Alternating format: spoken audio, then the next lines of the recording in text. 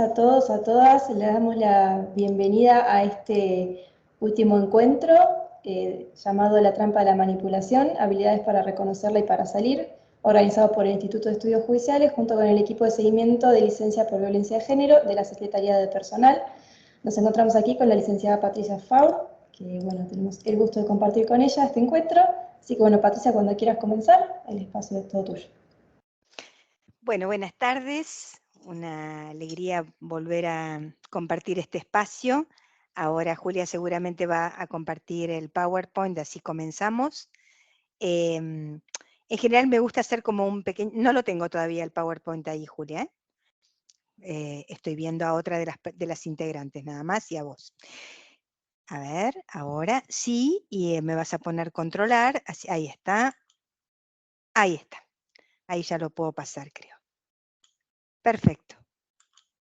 Bueno, lo que a mí me gusta hacer cuando empiezo cada clase es como un pequeño repaso en 5 minutos de algunos de los temas más importantes de la reunión anterior por si alguien no estuvo.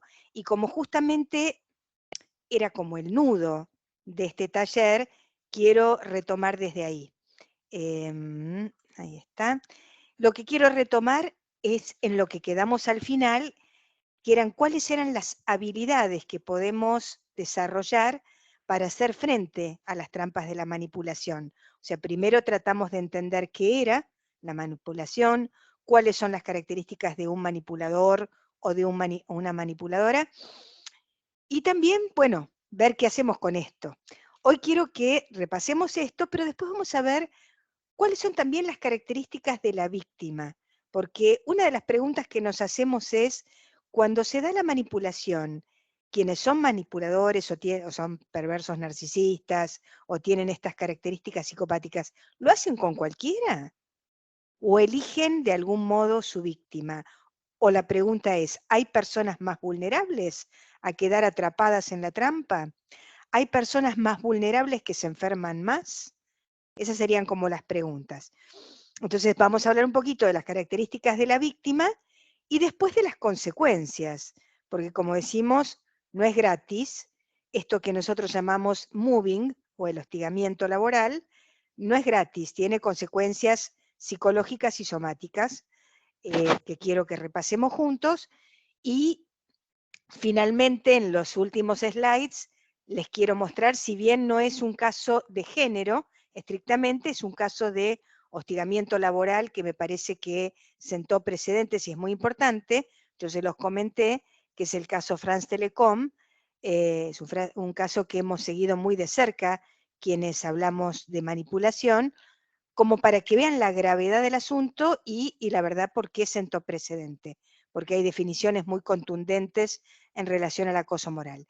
Y dejamos los últimos 10 minutos porque me encantaría que puedan hacer preguntas, comentarios, testimonios, lo que quieran, antes de cerrar el taller. ¿Sí? Igual durante el taller, si quieren hacer una pregunta, levantan la mano, si yo no los veo, le dicen a Julia o a Camilo y yo interrumpo, no hay ningún problema. Entonces recuerden, algunas de las técnicas las pasamos rápido, eran salir de la ambigüedad, decíamos que en la manipulación lo más complicado es la comunicación indirecta, la comunicación en la cual el emisor no se hace responsable de lo que dice. Entonces hay que tratar de salir de la comunicación perversa, visibilizar lo invisible y tratar de ser precisos. Entonces pusimos ejemplos, me lo puede dejar grabado en el WhatsApp, lo podemos dejar por escrito, esto de tratar de afinar la comunicación, ¿no? No reaccionar, habíamos dicho que en la manipulación el otro, con su silencio, con su desconfirmación, o sea, ignorándome, de una manera sutil, con un comentario burlón, hablándole a un tercero delante mío y yo sé que está diciendo algo para mí, hace que yo reaccione. Y cuando yo reacciono, obviamente soy agredida. Soy una paranoica porque el otro me va a decir, yo a usted no le estaba hablando. Pero es evidente que estaba diciendo algo de mí. O sea, hay muchas maneras de hacer reaccionar, son innumerables, ¿no? La cantidad de maneras, pero lo importante es que no reaccionemos. Cuando digo no reaccionar, a lo que me refiero es que nosotros diferenciamos entre reacción y respuesta. La respuesta es más racional, es cuando yo me tomo mi tiempo, pienso y respondo. La reacción es casi instintiva, o sea, es una acción-reacción donde simplemente lo que hice fue actuar la locura que el otro quería que actúe. Entonces lo que estoy haciendo es, finalmente el otro me ganó, o sea, estoy en su terreno. Cuando yo no reacciono, seguramente el otro levanta la apuesta. Pero bueno, a lo sumo me voy del espacio físico, me voy a otro lugar, porque si no va a ser muy difícil que él no reaccione. Entonces dijimos, el manipulador te hace actuar, incluso en la conversación. Cuando está manejando la conversación, sabemos que me hace actuar y dar respuestas o explicaciones que no quiero dar, con lo cual la conversación tiene que ser muy acotada. O sea que dijimos que no puedo mostrar mi vulnerabilidad. ¿Y qué es mi vulnerabilidad? Finalmente mis emociones. O sea, frente a un manipulador yo no puedo mostrarme, no puedo ponerme a llorar, no puedo mostrar lo que me duele. El otro va a tratar de sacar esa información, a veces con una falsa empatía, pero no debo hacerlo porque es el lugar por donde me va a atacar. Esto, como les digo, sucede mucho en las parejas también, ¿eh? O sea, esto es algo que particularmente yo lo trabajo en terapia de pareja, ¿no? Saben que es básicamente a lo que me dedico. Y es exactamente así, o sea, hay informaciones que después el otro utiliza en las peleas. Dijimos, no los enfrente ni intente hacerlos entrar en razón, o sea, no tiene sentido, sencillamente hay que decir que no e irse. La técnica del disco rayado, dijimos, es el manipulador no me deja pensar, me repregunta rápido, quiere que yo actúe, que conteste ya, y quiere sacarme del tema y llevarme a su terreno. Yo tengo que volver al mío. Y tengo que repetir como, a ver, esto, como si fuera un disco rayado. Vuelvo a repetir lo mismo una vez y otra vez y otra vez y otra vez. Hasta que el otro por ahí se cansa porque se da cuenta que no va a lograr que yo responda a lo que quiere. Ustedes se dan cuenta que esto es un esfuerzo, tampoco es gratis. Dijimos también que esto es difícil, que es la confrontación, que hay que estar preparado para confrontar, porque sabemos que es lo peor que le puede pasar a un manipulador que se lo exponga. No les gusta quedar expuestos, ni en el trabajo, ni en las redes sociales, es algo que los enfurece. Entonces, como no les gusta ser descubiertos, hay que estar preparado para la batalla, porque puede ser que la respuesta sea más violenta. Pero entonces lo que decimos es, hay que demostrar que uno no es ingenuo, si yo quiero confrontar, y que me estoy dando cuenta de lo que está pasando. Por eso la pregunta era, ¿está tratando de amenazarme? ¿Esto es una amenaza? O sea, no he dicho más que eso, pero muestro que me di cuenta. ¿Usted pretende que yo me sienta culpable de tal cosa? No esperar el reconocimiento. Dijimos, esto es una de las cosas principales, no va a existir el reconocimiento y si existe es solo parte de un trabajo de manipulación para que yo haga tal cosa o para que el otro aproveche algo de mí. O sea que va a ser utilizado ese elogio para manipular. Recordemos que estamos hablando con alguien que no es auténtico. O sea que todo lo que monta es una farsa que le sale magistralmente. Entonces, para recordar, saber que nunca los voy a conformar, que mi trabajo puede estar impecable, pero siempre me van a hacer sentir que falta algo. No voy a pretender nunca que me entiendan. Tengo que hacer el duelo de esperar a que cambien, porque en general, tanto en el trabajo como en la pareja, mi pretensión es, bueno, si yo hago las cosas bien, si demuestro esto, en algún momento el otro va a decir, pero qué bien, Patricia. No, eso no va a pasar. Y también salir del lugar de la víctima para evitar ser denigrada, ¿no? Había algo más ahí, pero lo tengo tapado, no sé qué era. Bien, y la contramanipulación, esto lo agregué hoy, no lo habíamos visto la vez pasada, pero es algo que está descrito. La contramanipulación consiste en utilizar la comunicación de un modo Los autores dicen, en francés dicen brouillard, que es como la bruma, la neblina, es una comunicación flu, liviana, descomprometida. Creo que la idea es que es una comunicación poco emocional. ¿Vieron como cuando uno entra al ascensor y habla del tiempo? Esa comunicación que no dice nada. Entonces, es esa, es una comunicación que no es natural, pero esta es la única comunicación que uno puede entablar con el otro cuando es un manipulador. Una comunicación anodina sería la palabra. Decimos que no es natural y la víctima tiene que estar atenta. Esto que les voy diciendo, esto de estar atento, esto de permanecer vigilante, es una de las características que nos va a llevar al estrés crónico. Digo, si bien nos protegemos, si bien yo estoy haciendo todo lo posible para no ser dañada, pero es como si yo tuviera mi sistema inmune en alerta todo el tiempo. En algún momento esto fracasa, o sea, en algún momento me enfermo.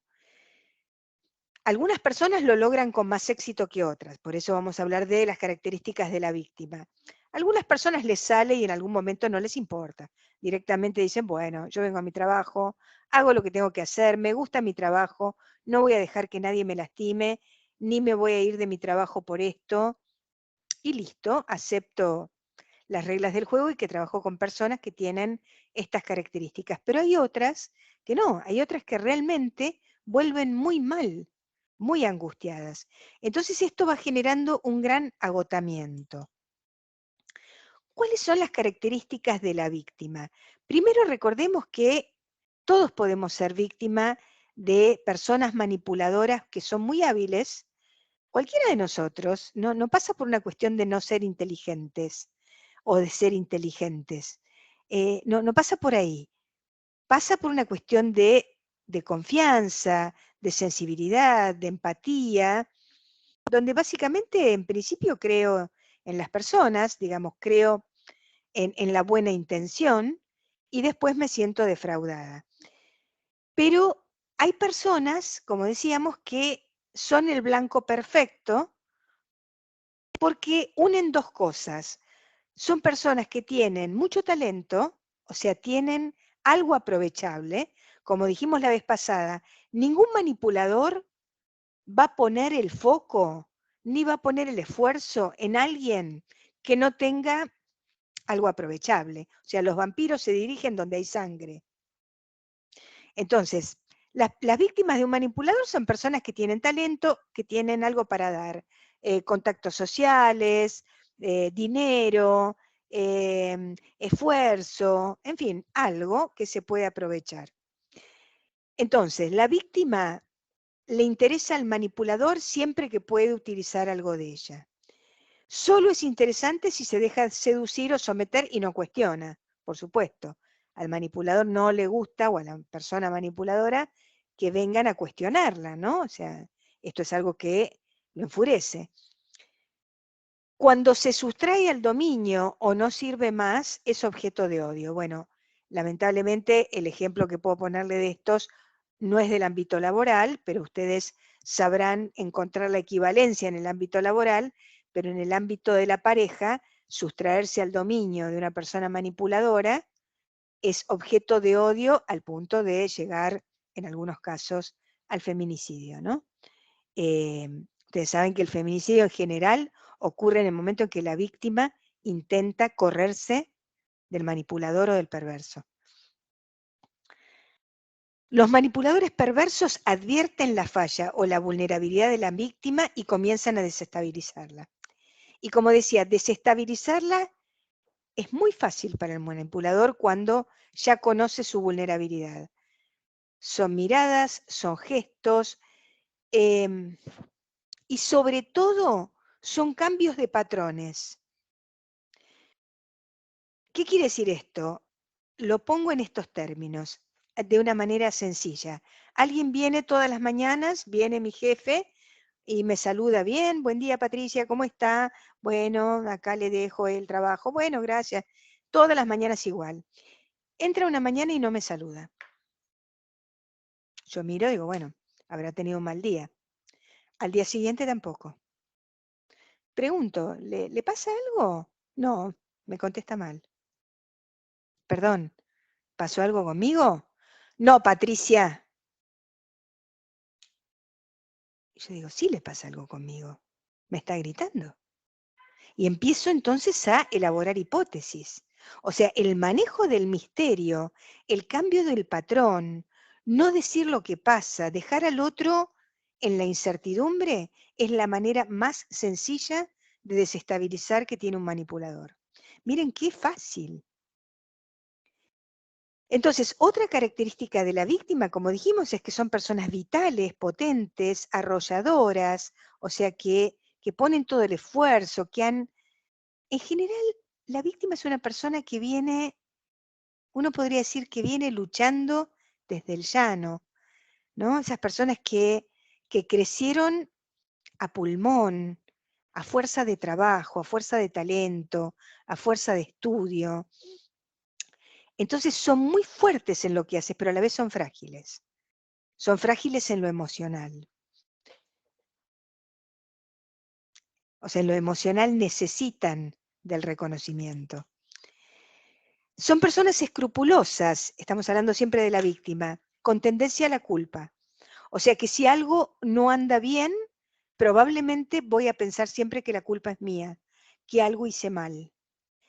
Si me enfrento a una relación donde estoy frente a alguien que no siente culpa, que no se hace cargo de nada, yo introyecto la culpa que el otro no siente. O sea, en general lo que voy a hacer es decir, entonces la culpa es mía. Si yo estoy frente a alguien que me dice, no, Patricia, discúlpeme, yo hoy tuve un mal día, la cosa sería más sencilla. Pero si no, probablemente lo que voy a pensar es que es mi culpa. La víctima es una persona sacrificada, apegada al orden y al trabajo, en general, con mucha constricción al deber, con más dificultad para el placer, respetuosa de la ley, ¿no? Que no pide ayuda, no delega, que en general asume un volumen de trabajo superior al de la media. En general lo hace, primero porque es una persona talentosa, pero también porque es complaciente, porque quiere ayudar, porque quiere destacarse, porque quiere que la quieran. No saben poner límite a veces a esa sobrecarga, no saben cómo hacerlo, no saben cómo hacerlo de una manera asertiva, diciendo, no, ya es mi horario, me tengo que ir. No, cuando lo hacen mal, se ponen a llorar, eh, eran mis vacaciones, yo las había pedido, o sea, este tipo de cosas, ¿no? Dan explicaciones.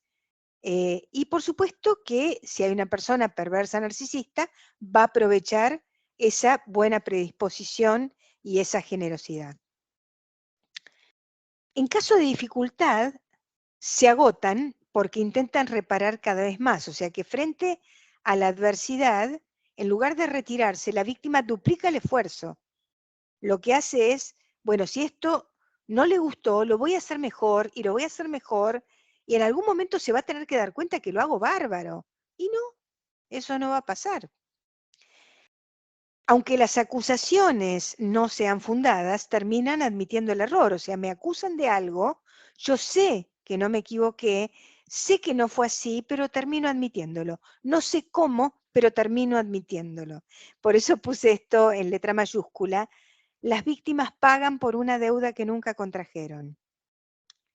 No sé de qué manera, pero termino pagando. No sé cómo lo hizo el otro.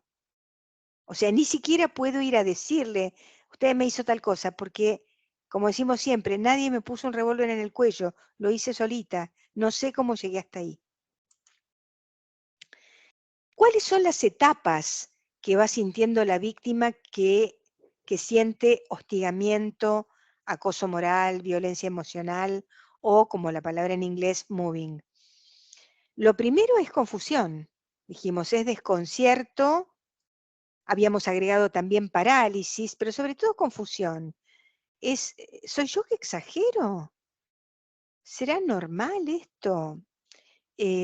Por ahí soy yo que soy sensible. Porque aparte, como el otro no tiene un patrón, un día está bárbaro, un día no, entonces me confundo, digo, bueno, me parece que estoy exagerando. Aparte es algo de lo que no puedo dar cuenta, no hay testigos, no hay trazas materiales, no hay evidencias. No es, digo, cuando hablamos de violencia a veces en términos de pareja, hablamos de la violencia física, que es tremenda y es contundente y lleva a la muerte. Esto lleva a la muerte de otra manera, de una manera muy sutil. La trompada en la cara o que alguien intente ahorcarme, no hay duda, no hay duda. Y voy a la comisaría de la mujer y denuncio, y me ven las marcas. Lo otro, me cuesta denunciarlo. No es que no se pueda, ¿eh? Por supuesto que se puede y es un delito, pero me cuesta denunciarlo. Les digo que los pacientes llegan al consultorio y no pueden nombrar ese tipo de violencia. Me miran y me dicen, no sé qué decirte, Patricia. Sé que me siento mal, pero no puedo explicar lo que me pasa. La segunda etapa es un hostigamiento activo, o sea, la primera es confusa, la segunda ya no tengo confusión. O sea, me doy cuenta que hay un hostigamiento, que estoy siendo víctima de violencia, pero no sé cómo responder a eso. Entonces lo que hago es, trato de faltar al trabajo, me enfermo realmente, pido licencias, trato de escaparme de esa situación y no sé cómo, hasta que finalmente empieza a haber un deterioro grave, pido una licencia por enfermedad, y ahora vamos a ver de qué manera. ¿Alguien me parece que levantó la mano? ¿Puede ser? ¿Julia? Laura, creo que quiere hacer una pregunta, ¿verdad?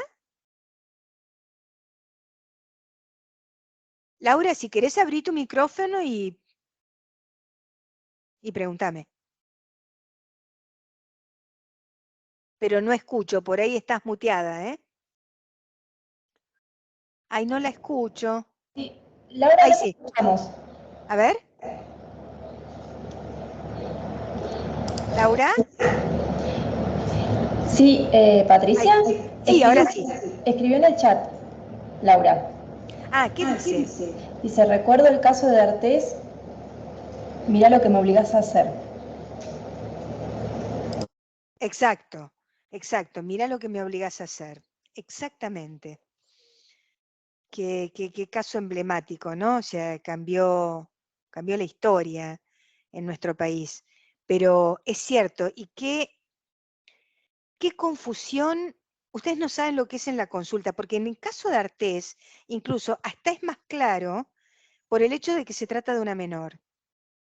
Entonces, en general, muchas personas decían, bueno, no sé, la chica fue a la habitación, no fue a la habitación, lo sedujo, no lo sedujo, pero era menor.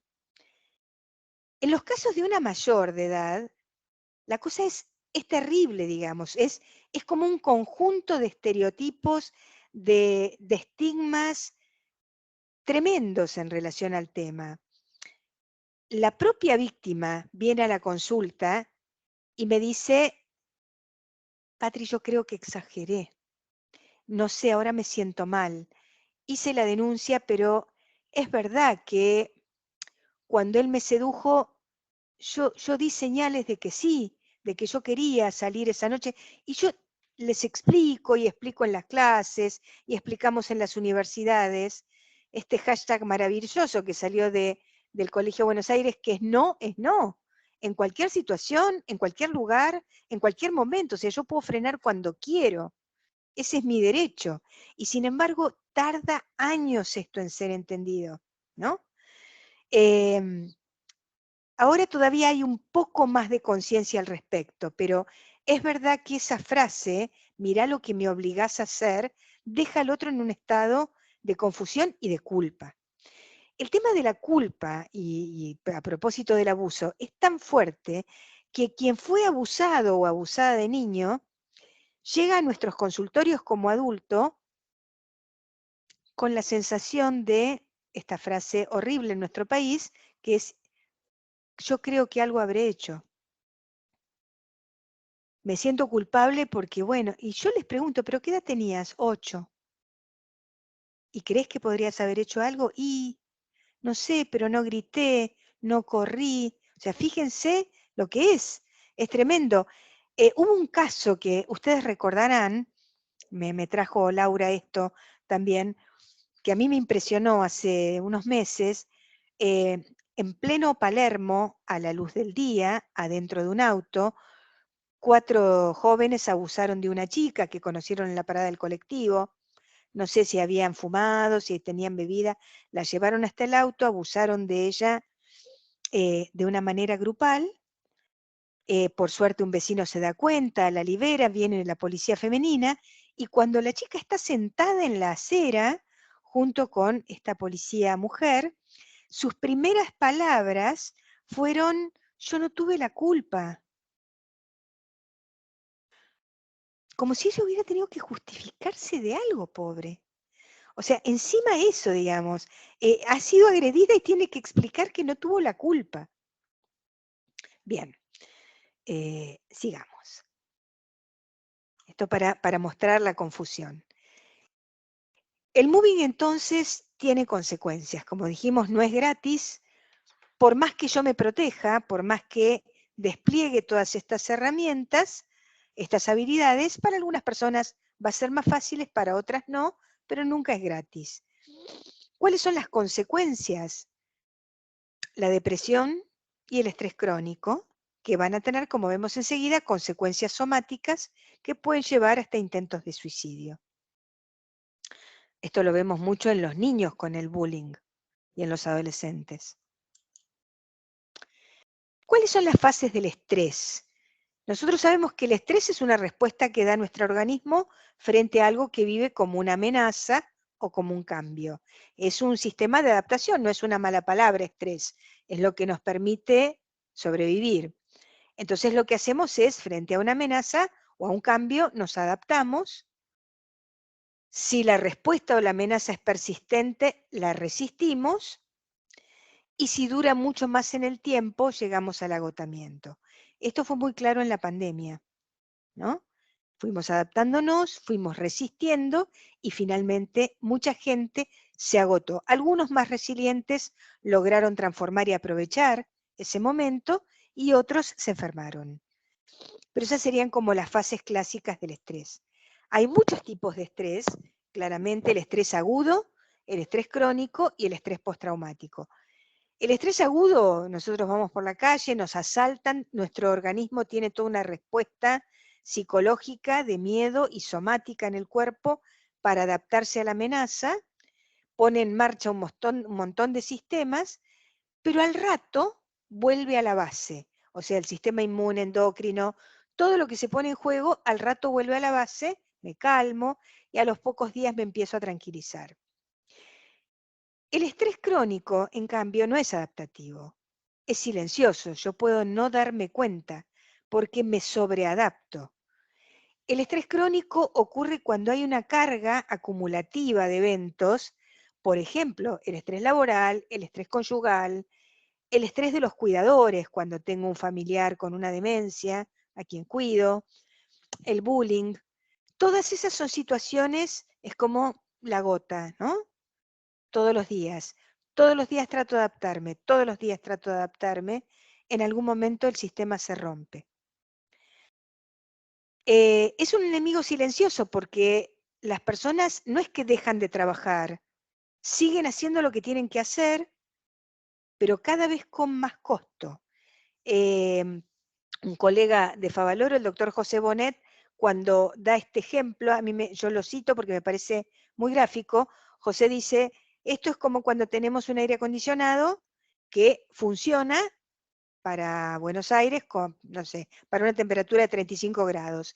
Viene un verano como este, va a funcionar igual, pero está actuando en sobrecarga, o sea, va a enfriar menos y se va a romper más rápido. Esto es nuestro cuerpo cuando empieza a funcionar en modo estrés crónico. Sin entrar en detalles que tienen que ver con la neurobiología, el estrés crónico, lo que hace el eje del estrés, hipotálamo, hipófisis, suprarrenales, finalmente es liberar cortisol, una hipercortisolemia que no se frena en el organismo, o sea que empieza a haber una falla de frenado. Ustedes piensen cuando uno toma un corticoides. No tomes corticoides muchos días porque tu sistema inmune se deprime. Bueno, Esto pasa en el organismo cuando tenemos estrés crónico, hay una hipercortisolemia que no se frena y que empieza a dañar todo el sistema. Y uno dice, pero la persona no se da cuenta. De lo que se da cuenta es de que está mal. O sea, no sabe por qué. Se da cuenta que está mal. O sea, ha perdido su capacidad de adaptación. Como decimos, hay una alarma que no suena. O sea, el estrés debería ser una alarma que me anuncia, hay peligro, frenen. Hay demasiado cortisol, apago. Acá hay una alarma que no está sonando. Estoy pasando por encima de la alarma y no me detengo. Que no me detenga quiere decir que estoy enfermando. ¿Cuáles son los daños del estrés crónico? Y esto es lo que vamos a encontrar siempre en las víctimas de cualquier tipo de estrés crónico, de estrés conyugal, de violencia emocional, de moving, de estrés laboral. Algunas funciones del sistema inmune, porque sabemos que la hipercortisolemia finalmente lo que va a afectar va a tener fallas inmunológicas, con lo cual voy a estar más predispuesta a infecciones. Esto era particularmente notable en la época del COVID, o lo que voy a hacer es disparar una enfermedad autoinmune que por ahí yo ya tenía, pero que se dispara por el estrés, por la señal del cortisol. Puedo tener problemas cardiovasculares porque el cortisol alto produce un estado inflamatorio en el organismo que va a alterar la función endotelial, entonces se van a desprender placas de ateroma que pueden ser terriblemente peligrosas. Alteraciones endocrinas, tiroideas sobre todo, el hipertiroidismo o la tiroiditis de Hashimoto son las más clásicas como consecuencia del estrés. Gastrointestinales, el clásico es el síndrome de intestino irritable. El 95% de la serotonina, que es el neurotransmisor involucrado en el estrés, en la ansiedad, en el miedo y en la depresión, se libera en el intestino, solo el 5% en el cerebro. Entonces es muy frecuente que haya síndromes de intestino irritable, también úlceras, pero el síndrome de intestino irritable es lo más clásico. El daño en la piel, estamos hablando de un estado inflamatorio agudo que produce psoriasis, caída de pelo, eczemas en la piel, sin duda trastornos del sueño, esta es como una de las primeras fallas. Lo que pasa es que el trastorno del sueño, las personas cuando tienen estrés laboral, lo que van haciendo en su adaptación es, bueno, tengo un trastorno del sueño, tomo una benzodiazepina. Tengo dolor de cabeza, me tomo un Actron. Me empieza a doler la espalda, me tomo un diclofenac. O sea, lo que hago es tomar medicación para seguir aguantando. De eso se trata. No es para curarme de nada, sino para seguir resistiendo y sobreadaptándome a una amenaza. Entonces, los trastornos del sueño son muy clásicos, diría que en un porcentaje mayor al 60%, con todo lo que implica un trastorno del sueño, más angustia, cansancio, deterioro cognitivo. Trastornos de la alimentación, o sea, puede haber anorexia, bulimia, o lo contrario, también puede haber obesidad. Lo que nosotros llamamos síndrome metabólico, que son estas características: insulinoresistencia, hipertensión, obesidad, colesterol, glucosa alta, o sea, diabetes tipo 2. Yo no sé si ustedes se van dando cuenta de la gravedad, ¿no?, del asunto. O sea, cuando uno dice esto lleva a la muerte, lleva a la muerte. No es que lleva a la muerte porque me tiro por el balcón. No es que lleva a la muerte porque alguien me disparó. Lleva a la muerte porque me voy enfermando, claramente. Cambios en los umbrales de dolor. Es muy frecuente que las personas en estas situaciones empiecen con fibromialgia, que son dolores en el cuerpo de los que no pueden dar cuenta porque les duele el alma en realidad, porque la verdad es que les duele todo, y encima la fibromialgia era algo que hasta hace unos años decían, bueno, la verdad es que no sé, veo en los estudios y no tiene nada, o sea, ni siquiera les creían a las personas que tenían fibromialgia. Alergias y asma no es que sean producto de esto, sino que por la falla en el sistema inmunológico, en este caso hay un sobredisparo inmunológico, y entonces también vuelven a aparecer. El estrés crónico no es que genera cáncer, pero es un factor de riesgo para que se exprese un oncogen. O sea, si en mi plantilla genética tengo un oncogen y le doy estas señales del cortisol, es probable que despierte esos genes.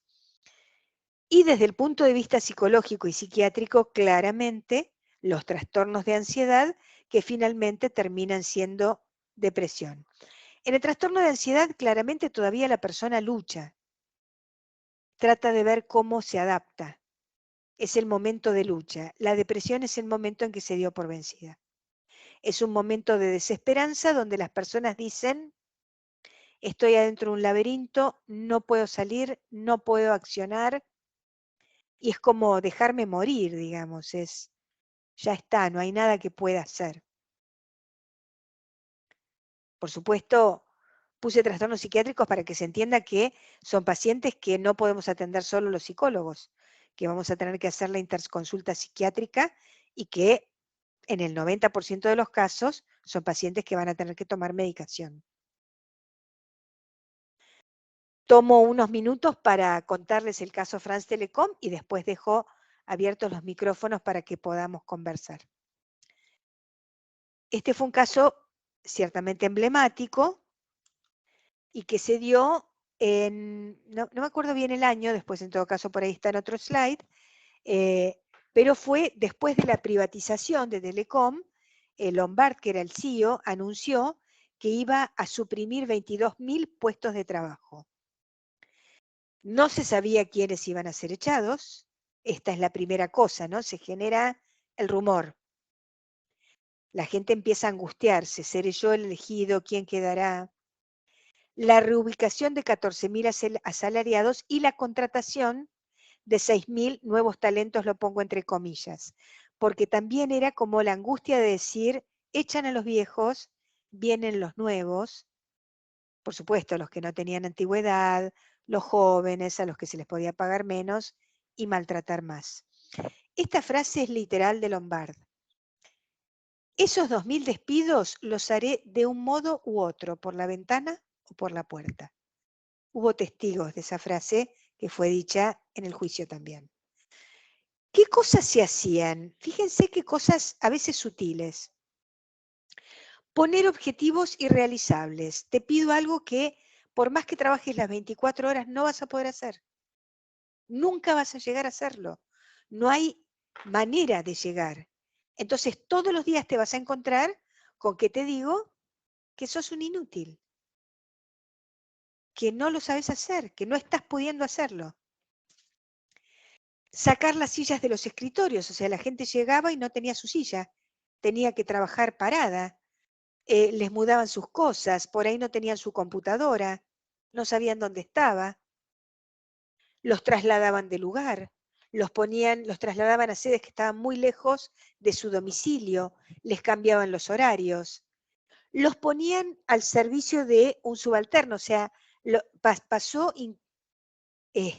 pasaron cosas increíbles que es que, por ejemplo, una persona que tenía un jefe, al día siguiente llegaba y ese jefe, entonces ahora, era su subalterno. Algunos tuvieron que postularse de nuevo para la misma función. Y la frase que se escuchó es, estamos en guerra, hay que quebrarlos para que se vayan. Esto es el mobbing, el hostigamiento laboral, una guerra. Esto lo leo textual. El Código Penal francés define el acoso moral como la acción de acosar a otras personas con palabras o comportamientos repetidos que tengan por objeto o efecto una degradación de las condiciones laborales susceptibles de atentar contra sus derechos y a su dignidad, alterar su salud física o mental o comprometer su futuro profesional.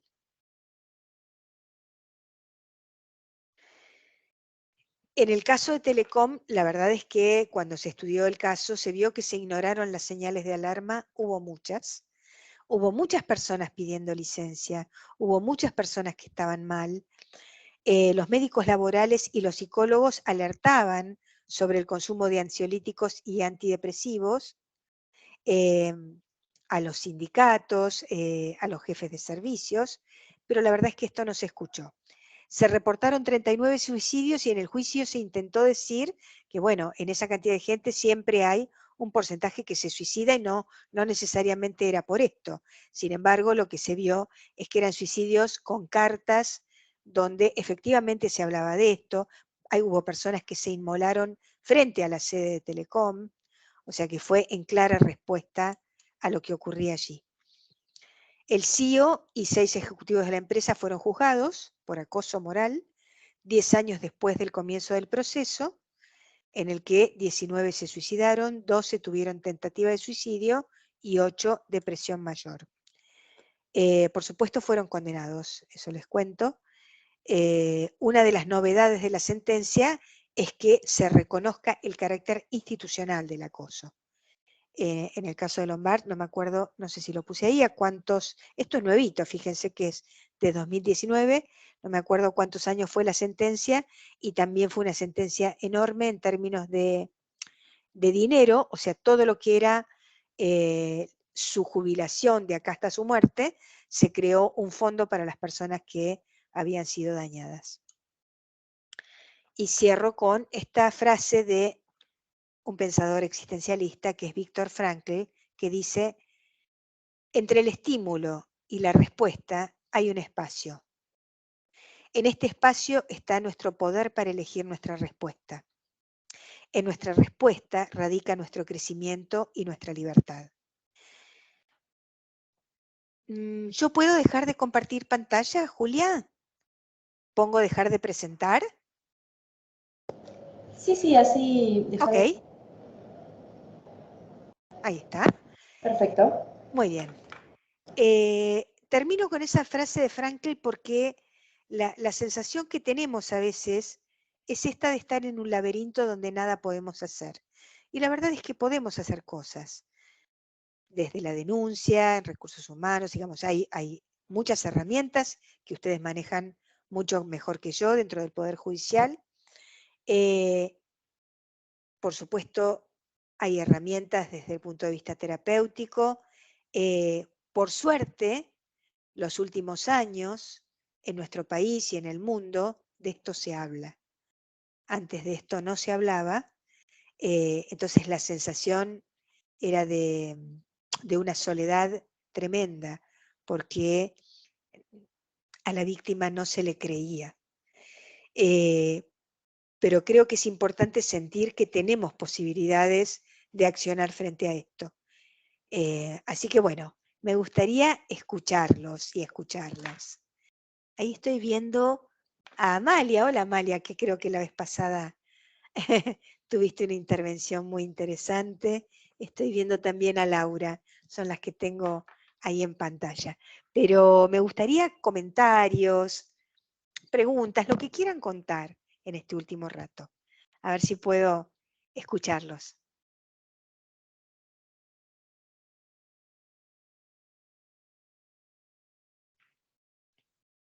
Abran los micrófonos, porque no, si no, no se escucha. Yo tengo algo para Amalia. Sí, bueno, pensaba cuánto de esto se ve a diario en la labor. Trabajo en la Delegación de Sanidad de Dolores, de una ciudad de Dolores, Sí. y lo veo a diario, ¿no? Se ve en los agentes judiciales esto de, y en general cuando los vemos, ya están, digamos, con alguna dolencia física, ¿no? O con un punto de saturación en el que siempre pienso, digamos, cuánto se podría haber hecho antes, ¿no? Preventivamente, para no llegar a ese punto de como de quiebre a veces, porque algunos, bueno, pueden revertir esto, pero a veces no sucede, ¿no? La gente es como que es como esto de que queda acobardada, por decirlo en algún término, ¿no? Y como que no ve la posibilidad de salida, no lo puede pensar, o está colapsada, saturada, son los términos que escucho, pero vienen de tiempo de estar sujetos a esto que referías tal cual, ¿no? Como, Sí. cómo se naturaliza y cómo en cierta medida se vuelve invisible, ¿no? Hasta que, bueno, hasta que tocan fondo, pero bueno, no digo que sea tarde, pero podría haber sido antes, digamos. Exacto. No. Es importante lo que decís, Amalia. Es cierto que como se naturaliza tanto y como la víctima está tan confundida, cuando consulta, por supuesto, nunca es tarde, pero en algunas cosas la verdad es que, bueno, a veces sí se llega tarde, la verdad. A veces se llega tarde porque hay personas que enfermaron gravemente o hay personas que han llegado a tentativas de suicidio. Pero la verdad es que hay que estar como muy atento para escuchar las señales. Sí. Yo María del Carmen, algo creo a lo que... que decía cuando se pueda. ¿Quién es? Juliana. Juliana, te escucho. Bueno, yo también trabajo en sanidad, en otra delegación, no en la de Amalia, pero comparto absolutamente lo que ella dice, y otra cosa que pienso o que veo es que queda en general del lado de la víctima, queda de su lado el tratamiento, el arreglársela, el cambiarse de dependencia y el no poder denunciar o el no poder manifestarlo. En algunos casos lentamente comienza a pasar que la gente puede decir, por ahí lo puede decir. De poder decirlo, hay que ver dónde se dice para que esto tenga determinadas repercusiones, ¿no es cierto? Pero bueno, esto, ¿no? De que sigue quedando del lado de la víctima. La víctima hace el tratamiento, la víctima va al psiquiatra, la víctima va a terapia, la víctima se cambia de lugar de trabajo y el acosador. Es cierto. Fíjate que pasa lo mismo que con el bullying. A mí siempre me impresiona, yo no trabajo con niños ni adolescentes, pero cuando vienen a dar las charlas de bullying a Favaloro, lo que nos dicen es, fíjense que la víctima del bullying finalmente es la que paga. O sea, es el niño que es sacado de esa escuela. Digamos, el niño bulliado, digamos, el que hace bullying sigue en la escuela. Y el otro niño, pobrecito, es el que tiene que irse a buscar otro lugar. ¿Qué es lo que vos decís? Es igual. ¿No? Sí, sí, es cierto. María del Carmen, ¿habías levantado la mano antes o me pareció? No. ¿Alguien más? A ver, Julia, que por ahí vos ves el chat.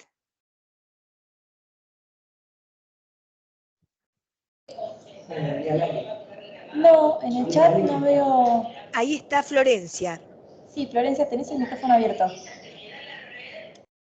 Sí. Hola, Flor.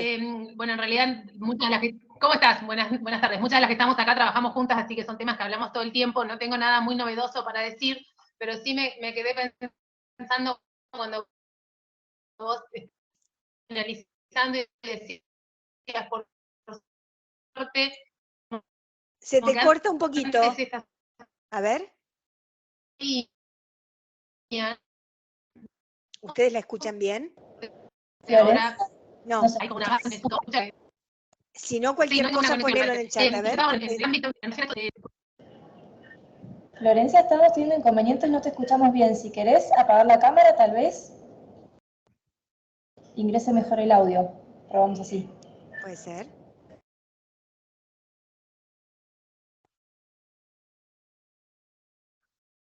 A ver, ahora, Flor. A ver, ahora me parece que tengo mala conexión en casa. Pero te escucho. Lo que decía es que respecto de que vos mencionabas, ¿no? Bueno, escribo. Sí, por favor, si lo podés poner en el chat o si apagás la cámara y lo decís solo con audio. Y mientras le damos tiempo a Florencia para que lo escriba y por ahí otra persona, Alejandra levantó la mano. Mientras Flor escribe, Ale, te escuchamos. No, yo lo que te quería pedir es mínimamente las recomendaciones para las víctimas, si nos podés dejar, porque sinceramente me parece, por lo menos para mí, para mi ámbito laboral, yo sí trabajo en el Poder Judicial, no estoy en otro ámbito, poder tener eso como por lo menos una herramienta para poder difundir. yo soy la que puse ahí en el chat si había algún material, si vos tenías, no sé, algún artículo escrito, y si no, bueno, mínimamente poder dejarnos todos los PowerPoint. Algo, claro, porque Sí, realmente sí. es una herramienta muy útil, sinceramente. Por supuesto, yo les dejo a Y Julia. agradecerte muchísimo, muchísimo, porque de todo lo que yo vengo haciendo, que ha sido muy importante estos últimos años, todo lo que viene haciendo la Corte para concientizar los temas de violencia laboral y especialmente violencia de género, me parece que ha sido muy, pero muy productivo, así que te agradezco muchísimo este curso que nos diste, que es muy, muy interesante. Pero bueno, eso te lo pido encarecidamente. Sí, cómo gracias, no, Alejandra, gracias por muchas todo. gracias por lo que me decís, y por supuesto que le dejo a Julia y a Camilo los 3 PowerPoint. Creo que igual ya los tienen, porque yo se los mandé para que ellos los compartieran, pero igual después chequeo con ellos. De los libros, el que me parece más importante es El acoso moral en la empresa, de Mary Frances Irigoyen. Cualquier cosa después se los anoto a Julia y a Camilo para que los tengan. El mío, que se llama Manipulación, se refiere más a la pareja, está agotado, pero Penguin lo va a reeditar ahora muy pronto. Y después hay una autora canadiense que se llama Isabel Nazare Aga, que tiene muchos escritos sobre manipulación, y de ellas son las 30 características del manipulador de las que yo hablé en la primera clase, que después se los anoto. Pero por supuesto que todos estos materiales que yo dice los dejo, obviamente. Flor, ¿ya está la pregunta? Julia, en el chat. Sí, a ver, en el chat escribió Florencia.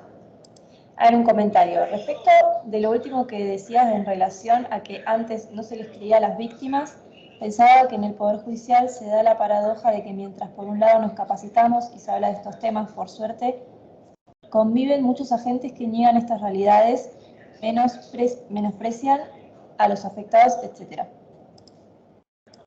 Es cierto, ¿no? Es como si hubiera una doble moral en esto.